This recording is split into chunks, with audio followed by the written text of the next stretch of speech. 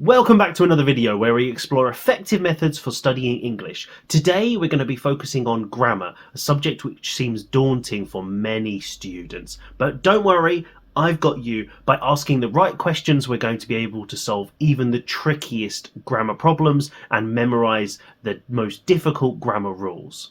So let's dive in together and unravel the mysteries of English grammar. When we talk about studying grammar and when I teach grammar, I use my trusty grammar book. This is the intermediate one. There are ones for all the different levels. This is the Cambridge book, and you can probably see that it's looking a bit tattered from all the wear and tear because I use it in all of my lessons, and it's absolutely fantastic.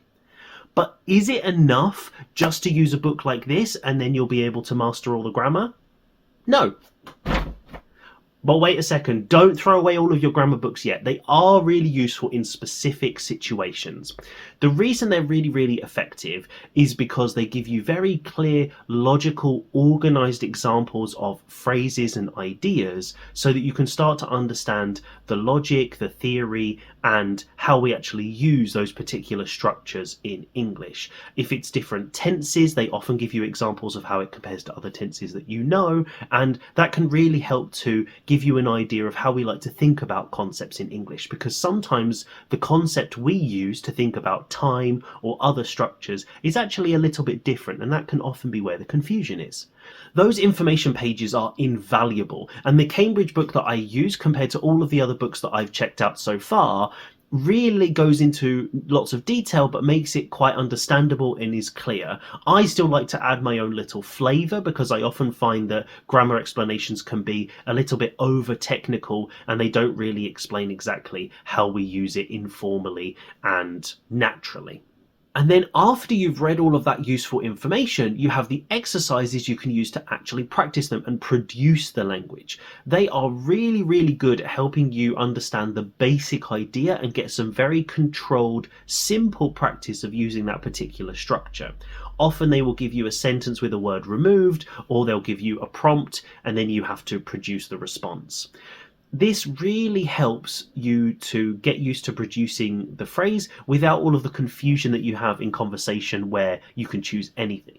And that's also the downside of these exercises. Because they are so controlled and you have a really limited choice, they don't actually reflect how you have to think and produce English in a conversation. When you're having a conversation, you don't get given a pre-made sentence and choose between past simple and present perfect as an example. You have everything that you know and you have to think about what you want to say, and then you have to try and choose the most appropriate tense. So there's a lot more going on in conversation that isn't going on in the exercises. It doesn't mean they're not worth doing, but it's really important to understand, but just doing the exercises is the first step. If you just do the exercise and then you stop, you're never really going to be able to use it effectively because you need lots of practice and you need to produce it yourself in a much more open way, whether that's in lessons or writing your own examples, which we're going to be talking about. So grammar books, fantastic, good. My advice, and this is the general tip I use for grammar because I don't enjoy studying grammar as a student. I'm probably just like you, most people I know don't like studying grammar, and that's okay. I use my grammar book in whichever language I'm studying to solve a problem. If I don't understand a specific tense or I can't say something that I want to say, I find that particular idea in my grammar book, I study it so that I understand the logic and the theory, or I fill a gap of something maybe I've missed, and then after that I use it when I'm trying to produce phrases. I also try to notice it when I'm listening and reading, and that really helps then to start getting me used to it. But I will never go from unit 1 to unit 100 and work all the way through a book because it's pointless. I'm never going to remember it, and it's really boring. And why? I just don't understand why you would need to make English boring when there's so much exciting stuff that you can do. It doesn't need to be like school. At school, you have to study specific grammar because the exam will test you on that grammar. And at school, languages are studied to get grades. And that's, to be honest, the same with all subjects. But that really doesn't help you with communication, because their goal isn't about making you a fluent speaker. Their goal is that you memorize a specific set of information, which then gives you a certain number of points, which in reality doesn't actually allow you to speak, which is why I think language learning in England anyway is terrible, and why I hated it at school. Whereas now I think it's brilliant because I can just watch Netflix and it's really fun. So, what do we do then? Once we've taken a look at the grammar book or somebody's explained a particular idea to us, how do we actually start using it and making it memorable and easy to use? Because everyone tells me, oh, I've studied present perfect, but I still don't really understand it. I never use it in conversation. And this is the exact problem. They do the exercise and that's it. And then either they just completely forget everything that they've just done, or they never actually use it, and then it just goes to waste, really. It's probably going to sound really obvious, but if you want to be able to use these particular ideas or anything new that you're learning in conversation, or when you're writing, when you're actually producing English yourself, you have to produce English. I know, really crazy. If you want to produce English, you have to produce English. But the reason is that a lot of the phrases in the exercises don't give you the flexibility and the control that you need in conversation really to become a really natural fluent speaker. But also, the examples often are just completely useless to you. If it says John went to the mechanic, who's John? Who's the mechanic? Are you ever going to say that phrase in real life? Probably not. And the majority of the examples and the sentences will be exactly the same.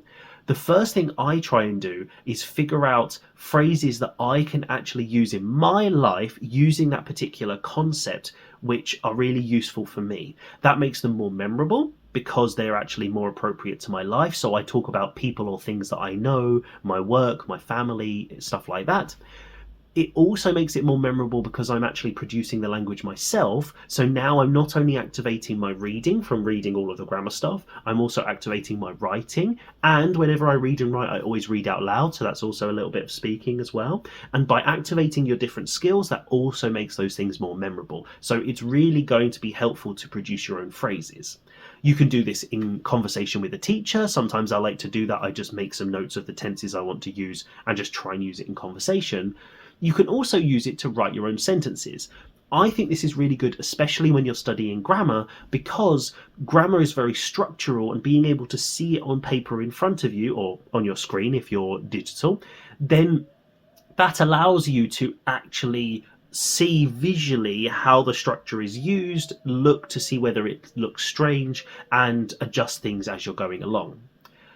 When you're writing these sentences, apart from making them appropriate and memorable for you, something that you would actually use in real life, my advice is to use questions, to ask the right questions. And in this case, I don't mean ask a teacher for them to explain it to you. What I mean is actually produce your own questions and then write the answers to those questions.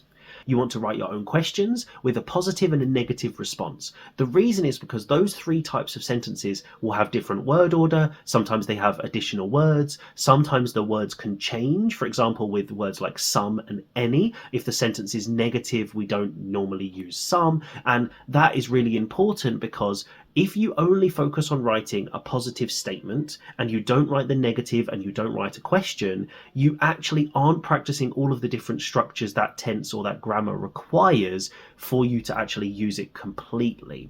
And that's why a lot of students actually find it very difficult to ask detailed questions, because they never practice writing or producing questions themselves, because in a lesson the teacher asks questions, the student answers them. And that's why I think it's really important to remember this idea of actually writing questions.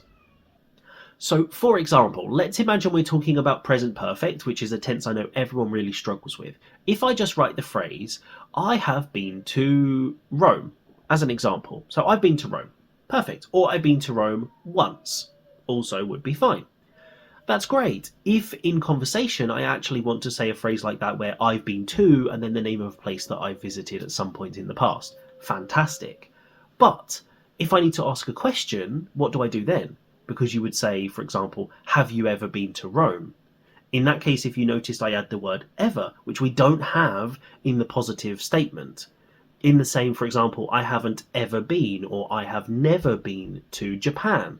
In those ones we have I have never, I haven't ever. So again, there's that ever word that's appearing. Or in the question, you can also say, have you been to Japan before? Adding before there. And again, these extra words, these keywords that you add in questions that you don't have in sentences, the negatives that change depending on whether you include not or not, that is stuff that you're only going to find and you're only really going to understand by producing these phrases yourself. So that's why I always try to do this, and I write a whole selection of different questions, different statements. If I'm practicing a tense, I try and also use other related tenses so I can try and understand the difference. For example, present perfect and past simple. I try and put them next to each other, and then I can try to understand what the difference actually is. And then I check all of those with a native speaker or a teacher. Especially when you're writing, I think this is really, really important because you don't want to memorize mistakes, and actually it's very difficult for you to identify if you've done them wrong because you don't have enough knowledge yet. And that's why a teacher just checking them and telling you, yeah, that sentence is correct, this one doesn't sound natural, etc., that can be really helpful, because sometimes even when you follow the rules in the book and you write a phrase that's very, very similar to some of the examples they give you, there might be a strange reason or a collocation why that phrase just sounds strange, or we never actually use it in conversation. And that's why having a native speaker, or even better, a teacher who can actually correct you on those, is going to make sure that you're memorizing all of the right ideas and that you can actually then start using them. Also, remembering, if you write those phrases down, you're practicing your writing. If you use them in conversation, you're practicing your speaking. You'll also remember 3 different times you've used it, so that repetition will help make them memorable. If you see what I'm doing there, all of the stuff I'm doing is trying to make it so I'm learning everything I need and repeating it and practicing it as much as I can without having to memorize 2 million flashcards or do stuff like that, because personally I think that's really boring. Whereas writing phrases and then talking about them with my teachers or my friends, I find that really fun, and it's actually the best way of me starting to use it naturally in conversation, because then after that lesson, either all of my sentences are right and I've already started using them in conversation, or they're all completely wrong and now I know how to use them correctly. So either way, it's a win-win really. So don't throw away your grammar book, and if you're going to get one, I do highly recommend this one. There are loads of other good ones, but this one I find the explanations are really simple, really clear, and I like the example sentences. I'm not sponsored or anything. This is actually just the book I bought. I really like it, and most of my students tell me that they really like the exercises as well. So if you want a grammar book, great. If you don't like studying grammar, you don't need to buy a book like this. It's not essential. There's loads of stuff on the internet, loads of resources online, for example, on the Cambridge Dictionary website, on BBC English, there's also the British Council. Basically, you can search for any problem that you're having and there will be some sort of reference online. The only problem with that online is sometimes the examples or the way it's written aren't exactly very clear, and sometimes the information isn't always 100% correct, but usually the top results are pretty good because Google is crazy at finding the best stuff for you to look at. But really, I would say it's important to remember, use grammar to solve a problem. Don't just spend ages studying grammar unless you love it, because it can be really boring and that's not going to help you progress. Use the exercises to understand the logic, and remember that's the first stage of learning, and then use it, write it, produce it, and that's what's going to help you really understand it and use it properly in real life. And that's it for today. So thank you for joining me, and I hope you found this exploration helpful and practical. Remember, the key to success in anything related to English is consistent, regular practice. The more you practice, the more you learn. Literally, practice makes perfect. So until next time, keep practicing and stay curious.